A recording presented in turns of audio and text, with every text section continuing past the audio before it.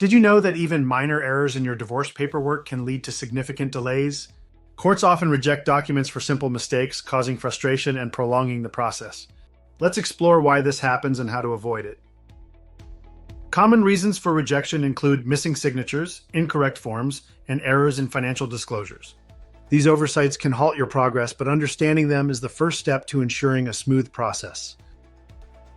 When the court sends a rejection notice, it's crucial to understand its contents. This notice highlights errors like missing signatures or incorrect forms. Identifying these issues is key to preventing repeated mistakes. If you're unsure about the rejection reasons, seeking professional help can be invaluable. Experts can guide you through the complexities, ensuring your paperwork is correctly resubmitted.